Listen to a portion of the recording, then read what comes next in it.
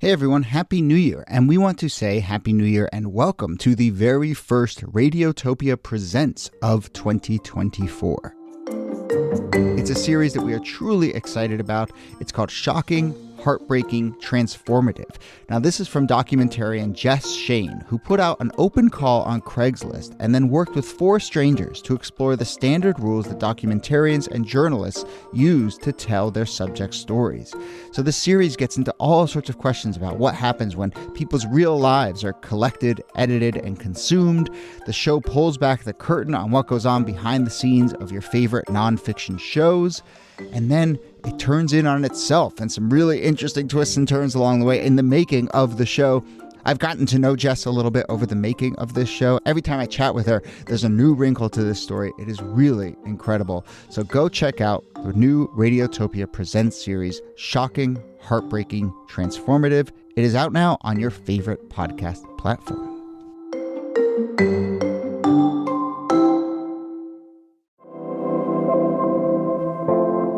Hello and welcome to This Day in Esoteric Political History from Radiotopia. My name is Jody Avirgan.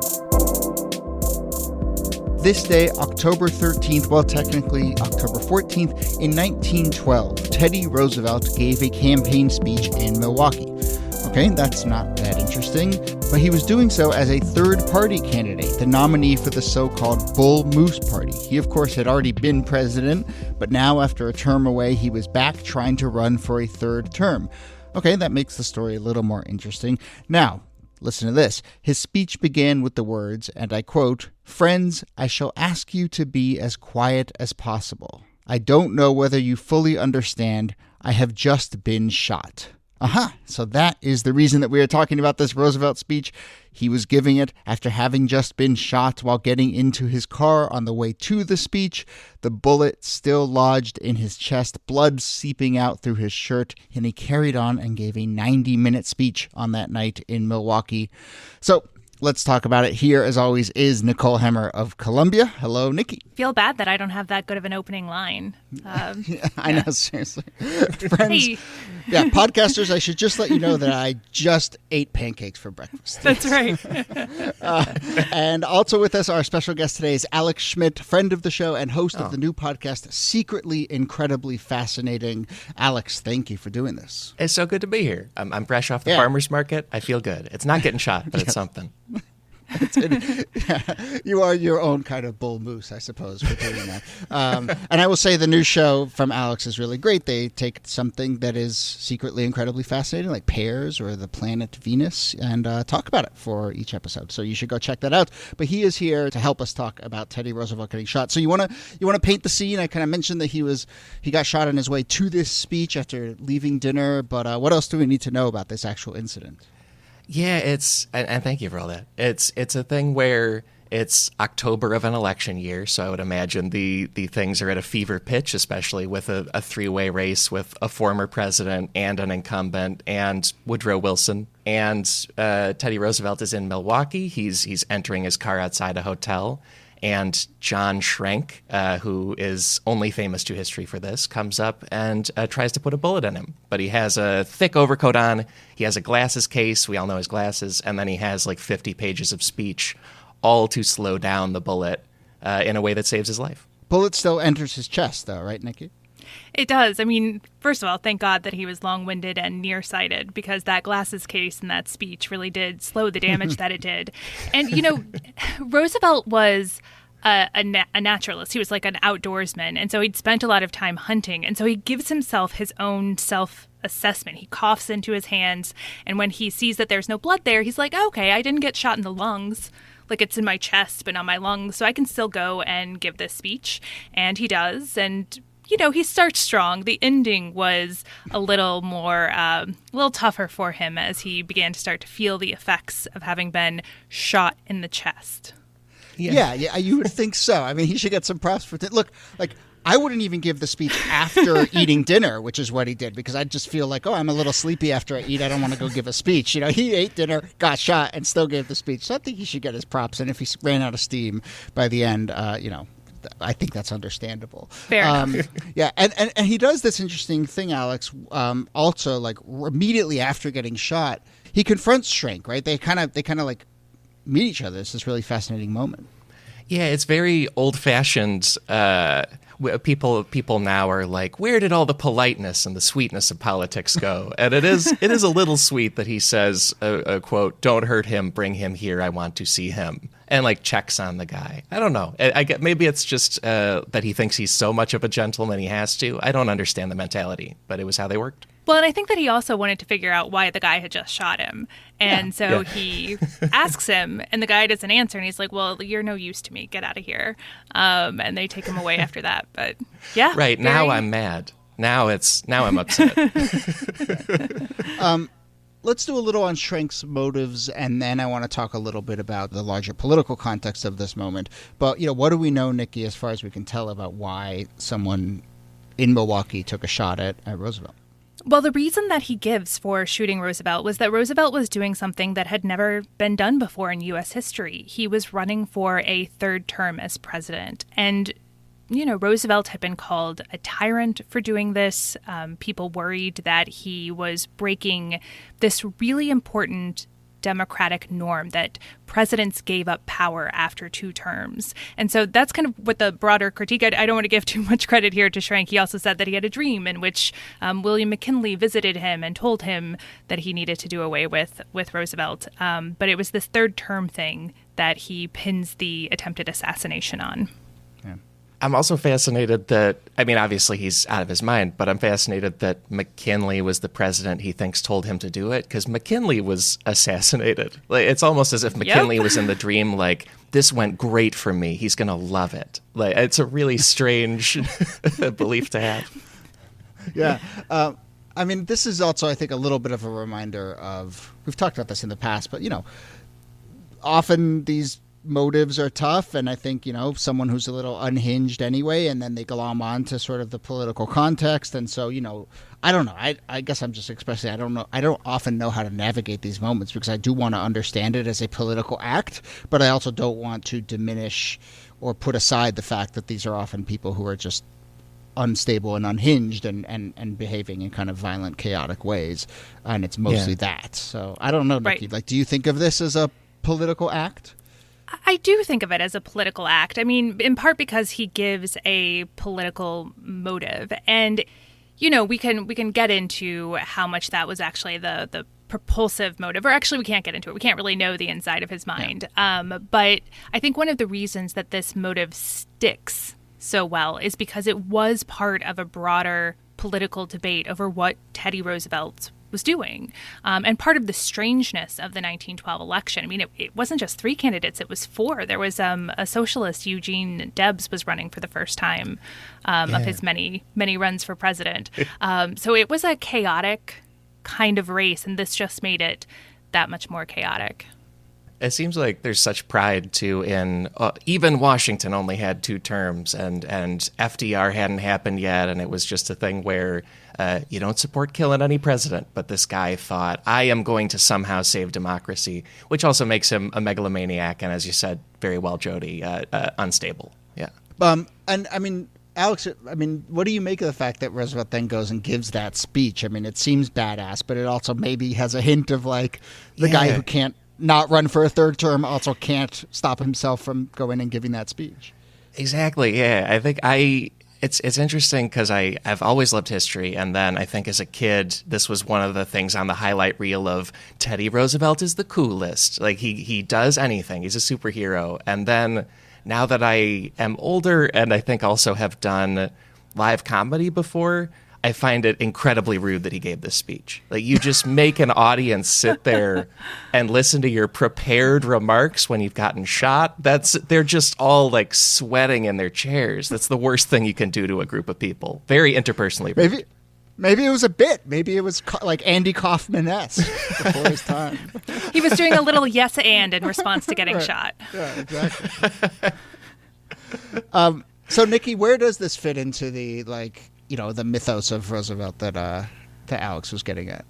Oh, it's completely in line with it. This is the mythos that Roosevelt had been building as a Rough Rider when he was in the military. It's something that was so core to his presidential image, this idea of masculinity was just everything that Roosevelt was about. And getting shot in the chest and not letting it faze you is exactly the kind of masculinity, dare I say, kind of toxic masculinity that Teddy Roosevelt was promoting throughout his career as a politician. Right. And even the name of the party or the nickname of the party, I suppose, this was the Progressive Party. It was running on a progressive platform, but it was commonly known and is commonly known as the Bull Moose Party. I think that line comes from Roosevelt basically saying, I'm down to run for a third term. I feel as strong as a bull moose. And I can't really pin this down in the story of this evening, but there is some reporting that he then in his speech says, he uses that specific phrase. He says, I've been shot, but I'm going to continue. You can't bring a bull moose down or whatever. So, yeah, it totally fits into that hyper-masculinity.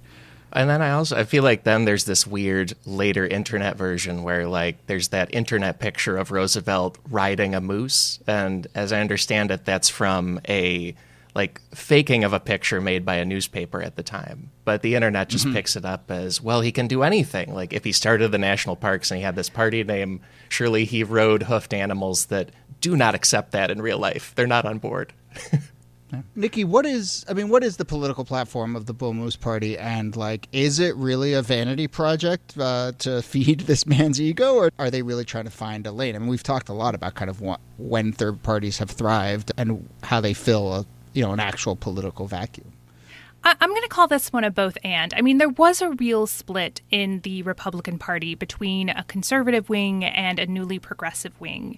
And Roosevelt had been a more progressive president, and he had grown more progressive during Taft's presidency. Taft had been his vice president and follows him after Roosevelt leaves office in 1909. And it was sort of the early days of the progressive movement. It wanted stronger government. It wanted the government to do more for the health and welfare of the American people. And this split that happens in 1912 ultimately tears that progressive wing from the Republican Party for a while. That's why the Republican Party is so conservative in the 1920s. And we should say that this was a pretty popular standpoint. Roosevelt comes in second. The way the election finishes is Woodrow Wilson finishes first, the third party candidate Roosevelt finishes second, and the sitting president William Taft finishes third. Yeah, wow. And it is interesting to think, obviously we think of FDR as the progressive champion, and to sort of see the seeds of that maybe in Teddy's campaign here, I think is interesting. Alex, another thing I think we should talk about is that Roosevelt does, in the wake of this, kind of pin this on the tenor of the campaign, as you hinted at, and does use it as a chance to say, our politics is getting out of hand. I wonder what you make of that. I wonder how you compare the politics of that time. Obviously, we're living in a moment now. We're thinking a lot about the tenor of our politics. I mean, what do you make of him actually not just being macho, but actually saying, this reflects something that is a little more worrisome. Yeah, it's a great thing to pick out, because you guys have picked out here that he said, quote, "It is a very natural thing that weak and vicious minds should be inflamed to acts of violence by the kind of awful mendacity and abuse, blah, blah, blah, blah, blah." I feel like we've always said that about campaigns, even though they're always rough and they're always brutal, and you have even Adams and Jefferson saying the worst things in the world about each other from jump. It also, I feel like then and now, it feels like what people say when they already have power and don't like that it's being challenged. They're like, oh, well, my opponents are so rude. That's the problem here. Without actually justifying the authority they have and the platform they have to be in charge of things.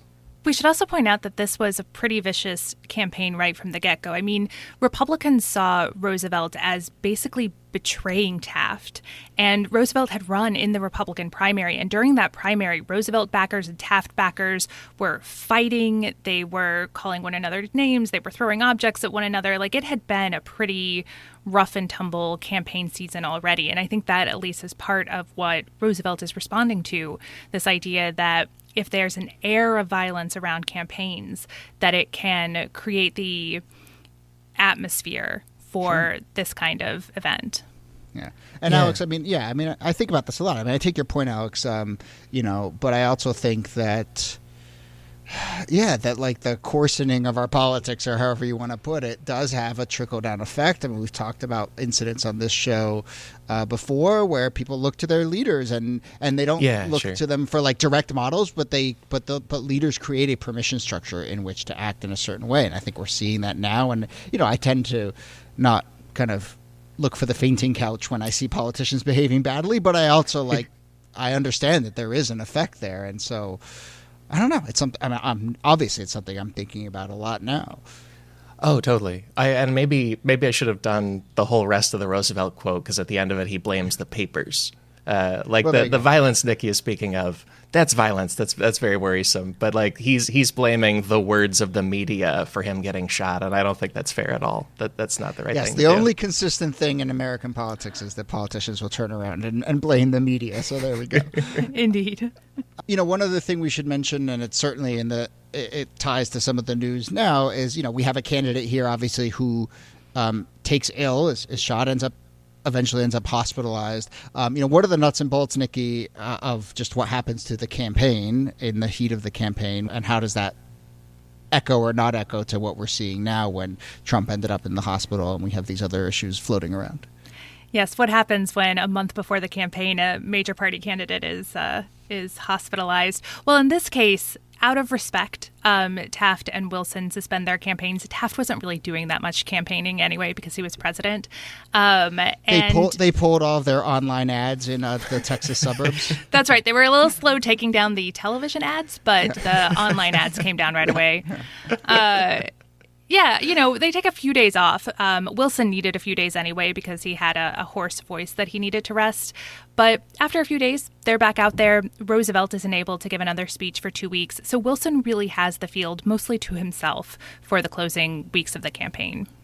And I am heartened by a thing I think I see across all of American history, where we're just deeply uncomfortable with the president being harmed in any way at all. We're just, as a nation, we're not good with it.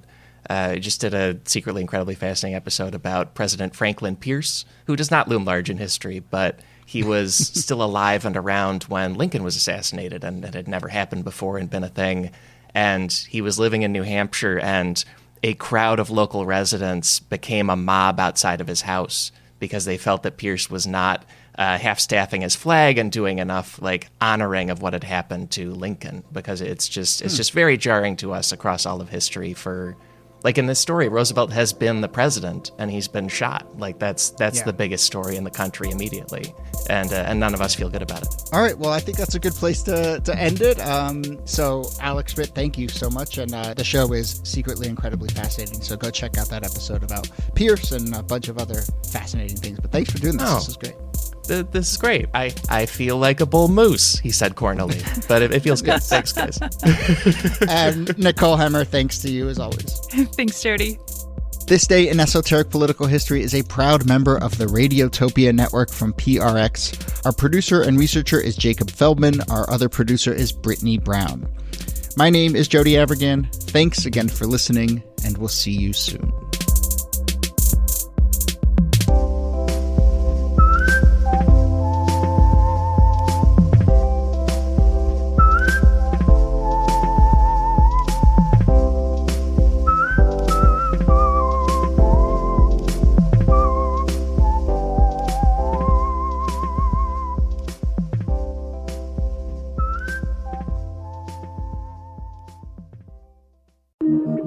Radiotopia.